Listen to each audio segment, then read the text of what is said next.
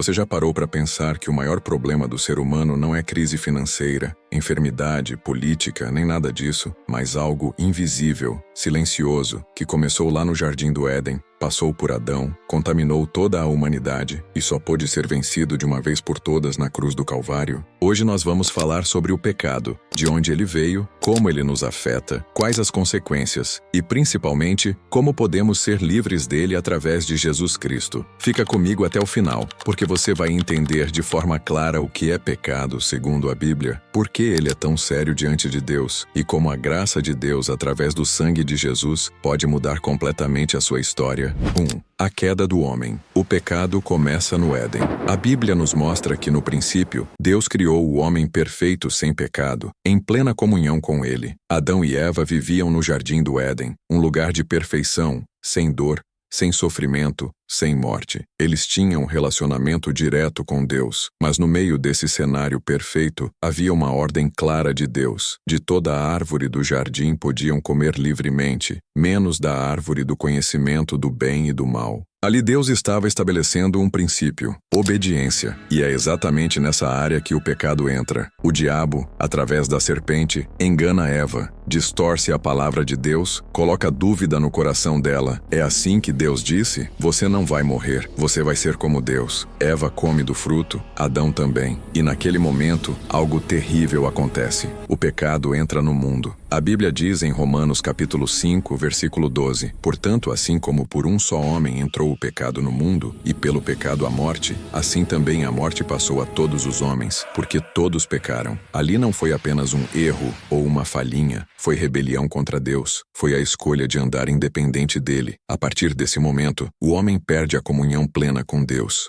A morte entra na história humana, a natureza humana passa a ser inclinada ao pecado. E é por isso que hoje, mesmo sem querer, mesmo sabendo o que é certo, muitas vezes fazemos o que é errado. O pecado não é só o que fazemos, é um estado, uma condição espiritual sem Deus. 2. O que é pecado segundo a Bíblia? A palavra pecado na Bíblia vem do hebraico hata e do grego amartano, que significa errar o alvo. Ou seja, o pecado é tudo aquilo que nos faz errar o alvo da vontade de Deus. A Bíblia também usa outras palavras para se referir ao pecado: transgressão, impiedade e injustiça, desobediência, iniquidade. Mas em resumo, todo pecado é rebelião contra Deus. O pecado traz para nós rebelião contra Deus, como está escrito em 1 João capítulo 3, versículo 4. Quem vive no pecado vive em oposição à vontade de Deus. É como dizer: eu sei o que Deus quer, mas vou fazer do meu jeito. Delito contra Deus. Efésios capítulo 1, versículo 7. Pecado é ofensa. Não é só uma falha moral socialmente errada, é uma afronta ao próprio Deus. Iniquidade ou desordem. Atos capítulo 8, versículo 22. Iniquidade é distorção, é viver de forma torta, longe da ordem de Deus. Desobediência. Hebreus capítulo 2, versículo 2. Toda vez que eu conheço a vontade de Deus e escolho não obedecer, isso é pecado. Incredulidade. João capítulo 16, versículo 9. Jesus disse que o Espírito Santo convenceria o mundo do pecado, porque não creem nele. Não crer em Jesus é, segundo a Bíblia, um pecado gravíssimo. Transgressão. Romanos capítulo 4, versículo 15. Transgredir é atravessar um limite que Deus colocou. Queda. 1 Coríntios capítulo 10, versículo 12. O pecado derruba, faz o homem cair espiritualmente, moralmente, emocionalmente. Impiedade. Tito capítulo 2, versículo 12. Impiedade é viver como se Deus não existisse, sem respeito, sem reverência. Dívida. Mateus capítulo 6, versículo 12. No Pai Nosso, Jesus chama o pecado de dívidas. Pecado gera uma dívida espiritual que o homem não consegue pagar sozinho. Injustiça. Romanos capítulo 1, versículo 18. Injustiça é tudo aquilo que é contrário ao caráter justo e santo de Deus. Perceba que pecado não é só coisa muito grave, como matar, roubar ou trair. Pecado é toda atitude, pensamento, palavra ou ação contrária ao padrão de Deus. 3. De onde vem a tentação? Carne, mundo e diabo. A Bíblia nos mostra 3 grandes fontes de tentação que nos empurram em direção ao pecado. Tiago, capítulo 1, versículo 12 ao 15. A A carne. A carne aqui não é o corpo físico, mas a natureza humana caída, as inclinações do nosso coração. É aquele desejo interno de fazer o que agrada a nós mesmos e não a Deus. Vontade de se vingar, vontade de mentir para se dar bem, desejos sexuais fora do padrão de Deus. Tudo isso vem da carne. O mundo. Quando a Bíblia fala de mundo, não é a criação em si, mas o sistema de valores que rejeita Deus. Um mundo que aplaude o pecado, que chama o errado de certo e o certo de errado. Músicas, filmes, influências, pensamentos, estilos de vida que afastam de Deus. O diabo. Satanás é real, não é um mito. Ele tenta, engana, acusa e procura arrastar o ser humano para o pecado e destruição. Ele fez isso com Eva no Éden, tentou Jesus no deserto.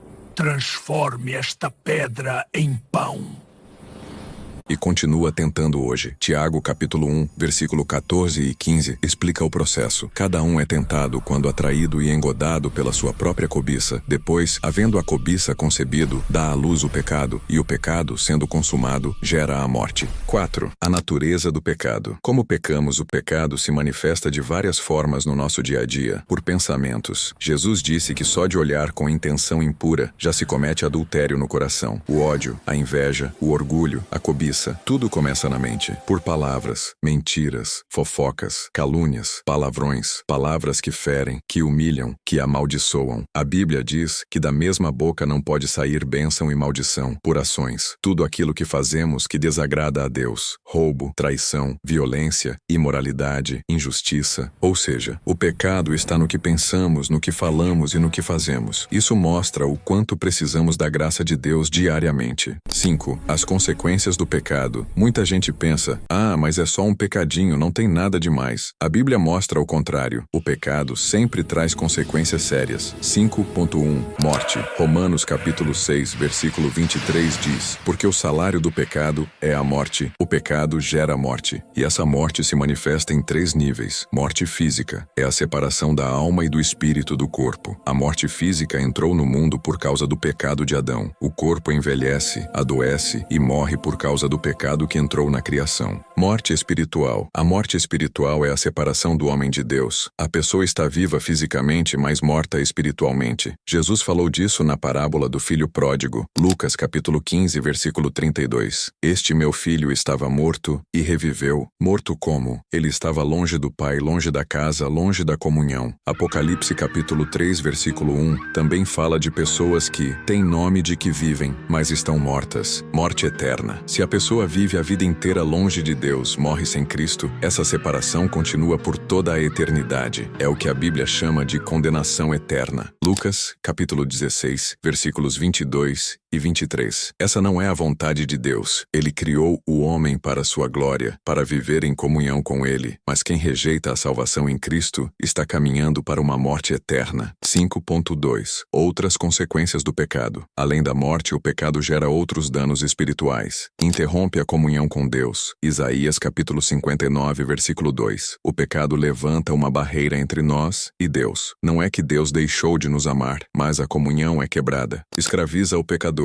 João capítulo 8, versículo 34. Jesus disse: todo aquele que comete pecado é servo do pecado. A pessoa perde o controle, fica presa em vícios, hábitos, comportamentos, conduz à morte eterna. Romanos capítulo 6, versículo 23. O fim de uma vida entregue ao pecado sem arrependimento é condenação. Exclui o homem do céu. Apocalipse capítulo 22, versículo 15. A Bíblia é clara ao dizer que na Nova Jerusalém não entrará nada impuro. O pecado não combina com a presença santa de Deus. 6. A dificuldade do homem com relação ao pecado. A verdade é que o ser humano tem uma tendência de tentar se justificar. Quando erra, tenta sempre se explicar, colocar a culpa em outra pessoa, minimizar o que fez, dizendo, não foi tão grave assim, ou simplesmente esconder. Isso começou lá em Adão e Eva. Depois que pecaram, o que eles fizeram? Se esconderam de Deus e ainda colocaram culpa um no outro e na serpente. Hoje não é muito diferente. Muita gente vive no pecado, mas tenta manter uma boa aparência. Pecado escondido, vida dupla, máscara espiritual. Esquece que dos homens a gente até consegue esconder, mas de Deus, nunca. Hebreus capítulo 4, versículo 13, diz que tudo está nu e patente diante dos olhos de Deus. Ele vê o que fazemos, o que pensamos, o que sentimos. Por isso, se você cometeu algum tipo de pecado, não esconda. Não tente viver de aparência. Não tente passar pano pro pecado. A Bíblia nos orienta a confessar. Se confessarmos os nossos pecados, Ele é fiel e justo para nos perdoar os pecados e nos purificar de toda injustiça. 1 João capítulo 1, versículo 9. Além de falar com Deus, é muito importante buscar ajuda espiritual. Procure o seu pastor ou líder espiritual. Abra o coração. Permita ser orientado, aconselhado e ajudado. Deus não expõe para humilhar. Deus revela para curar. 7. Como vencer o pecado? A boa notícia é que Deus não nos deixou sozinhos nessa luta. Ele nos deu armas espirituais para vencer o pecado no dia a dia. A Bíblia nos ensina alguns princípios. Sujeitando-se a Deus e resistindo ao diabo. Tiago, capítulo 4, versículo 7. Primeiro eu me submeto a Deus, à sua vontade, à sua palavra. Depois eu resisto ao diabo, e ele foge de mim. Vigiando. Mateus, capítulo 26, versículo 41.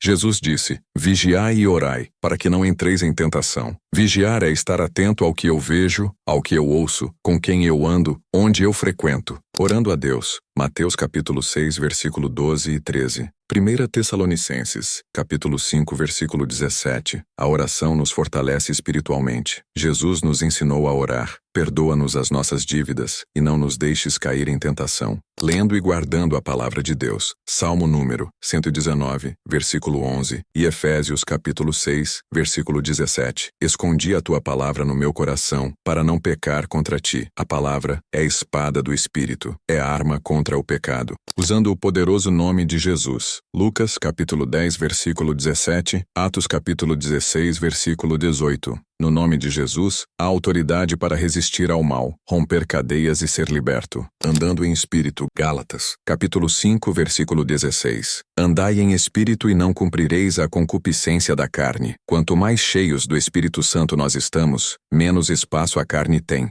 Usando as armas espirituais. Efésios capítulo 6, versículo 13 ao 18. Armadura de Deus, capacete da salvação, couraça da justiça, cinturão da verdade, escudo da fé, espada do Espírito, calçados do Evangelho da paz e a oração, expulsando todo pensamento que se levanta contra Deus. 2 Coríntios, capítulo 10, versículo 5. Não alimenta pensamento errado, traz cativo todo pensamento à obediência de Cristo, servindo ao Senhor com corpo, alma e espírito. 1 Tessalonicenses, capítulo 5, versículo 23. Entregar tudo a Deus, mente, emoções, decisões, hábitos, corpo, vida consagrada, mantendo comunhão constante com a Igreja. Colossenses, capítulo 3, versículo 16. Vida cristã não foi feita para ser vivida sozinho. A comunhão fortalece, encoraja, corrige e protege, vencendo pelo sangue de Jesus Cristo. Apocalipse, capítulo 12, versículo 11. A vitória sobre o pecado não é pela nossa força, é pelo sangue de Jesus derramado na cruz. 8. O perdão dos pecados na cruz de Cristo. Agora nós chegamos no ponto mais importante de tudo isso. Se o pecado entrou no mundo por meio de Adão, se todos nós somos pecadores, então qual é a saída? Deus, na sua graça, enviou Jesus Cristo, seu Filho, para resolver de vez o problema do pecado. Jesus viveu, sem pecar, sem falhar e em plena obediência ao Pai. E na cruz do Calvário, Ele tomou sobre si os nossos pecados. Efésios capítulo 1, versículo 7 diz: em quem temos a redenção pelo seu sangue, a remissão das ofensas, segundo as riquezas da sua graça. Na cruz, a dívida do pecado foi paga, a culpa foi removida, a condenação foi substituída por perdão. 2 Coríntios, capítulo 5, versículo 21 diz: aquele que não conheceu o pecado, o fez pecado por nós, para que nele fôssemos feitos justiça de Deus. Ou seja, na cruz aconteceu uma troca. Cristo tomou o meu pecado, eu recebo a justiça dele. O perdão dos pecados não é merecido, é graça. Nós não somos salvos porque somos bons, mas porque Jesus é bom.